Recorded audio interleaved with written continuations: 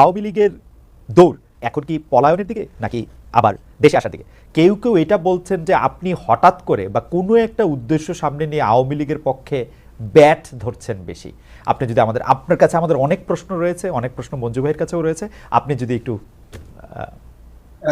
আমি খুব সংক্ষেপে বলি এক একটা করে। প্রথমত, আমার শরীরটা ভালো যাচ্ছে না। এর কারণ হলো আমি আসলে 2001 সন থেকেই স্রোতের বিরুদ্ধে চলছি। 2001 থেকে 6 পর্যন্ত যেহেতু আমি আওয়ামী লীগ করতাম, ওই সময় ব্যবসা বাণিজ্য আমার এখনের চেয়ে অনেক ভালো ছিল। ফলে বিএনপির যাকে বলা হয় জুলুম বলেন, অত্যাচার বলেন, থ্রেড বলেন, হয়রানি বলেন, ওটা আমাকে পোহাতে হয়েছে। আমি যেহেতু 2001 সন থেকে ইলেকশন করার জন্য চেষ্টা করছিলাম। 2 নম্বরে হলো যে পরবর্তী যখন 111 হলো তখন আমি আর একটা ধরা খেলাম। 111 সময়ও যারা মঈনুদ্দিন ফখরুদ্দিন তাদের যন্ত্রণায় ছিলাম।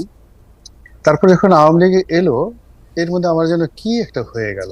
হওয়ার পরে আমার কাছে মনে হলো আমি ধর্মপুত্র যুধিষ্ঠির হয়ে যাব, দেশের পক্ষে কথা বলবো, জাতির পক্ষে কথা বলবো, এরকম একটা ভাবসাব নিজের মধ্যে চলে আসলো। এটার আমি এখনো কারণ খুঁজে পাই না। বিকজ পার্টি করতে হলে পার্টির পক্ষে থাকতে হবে, দলীয় প্রধানকে তেল মারতে হবে, তারপর শেষে সব কথা বলা যাবে না। এটা হলো একটা স্বাভাবিক বিষয়। কিন্তু আমার মধ্যে কি এমন রোগ তখন হয়ে গেল 2009 থেকে 14 পর্যন্ত, আমি এটা বলতে পারবো না। এটা আমার কাছে মনে হচ্ছে একটা জটিল চরিত্র। এরপরে 2014 সনে আমি আওয়ামী লীগের মনোনয়নই কিনলাম না, এবং কিনলাম না তখন আমার কাছে অতি মানব, আমার কাছে মনে হলো যে আওয়ামী লীগের যে একটা বিনা ভোটে নির্বাচন করতে যাচ্ছে, বিনা প্রতিদ্বন্দ্বিতা, ultimately today or tomorrow Awami লীগকে পালাতে হবে। তো কাজেই আমি আসলে ঠালাতে পারবো না এই দলের এমপি হলে বা এই দলের সঙ্গে থাকলে বা কোনো কিছু হলে। তা আমি প্রথমত আমি এমপি নমিনেশন কিনলাম না, এবং ধীরে ধীরে ধীরে ধীরে আমি একটু আলাদা হয়ে এই টক শো থেকে কথাবার্তা বলার চেষ্টা করলাম।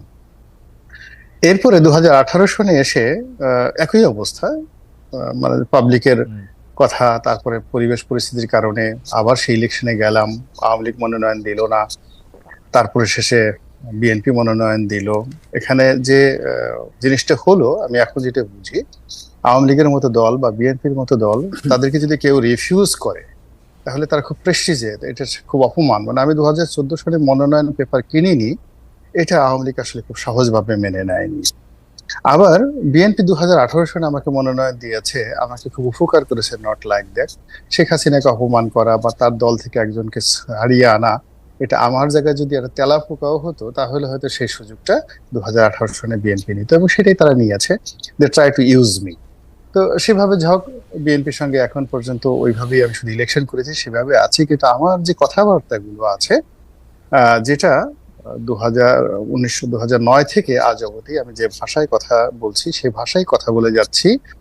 এবং এই কথার মধ্যে আমার কখনই, যেটা আপনি জিজ্ঞাসা করলেন, যে আমার কখনই এমন ঘটনা হয়নি পরিবেশ পরিস্থিতির কারণে আমি ভয় পেয়েছি, কথা বলিনি, যে কথাটা এই পরিবেশে আমার জন্য বলা প্রয়োজন। This is one. Second thing হলো, এই 5 তারিখের পরে আমি প্রথম যে 72 ঘন্টা দেখলাম, এখন হয় কি, দীর্ঘ সময় যেহেতু রাজনীতির সঙ্গে আছি, তারপরে রাজনীতির বাইরে আবার একটু লেখালেখি করি, আবার এই যে আপনাদের সঙ্গে টকশো করার কারণে সমাজের বিভিন্ন শ্রেণী পেশার মানুষের সঙ্গে যে দেখা সাক্ষাৎ মেলামেশা হয়, এই কারণে হয় কি, রাজনীতির যেটা অঙ্ক আছে, রাজনীতির যেটা জ্যামিতি আছে, তারপরে রাজনীতির একটা ফিজিক্স আছে, কেমিস্ট্রি আছে, এই জিনিসগুলো কিছুটা হলে আমার মধ্যে সেটা এসে যায়।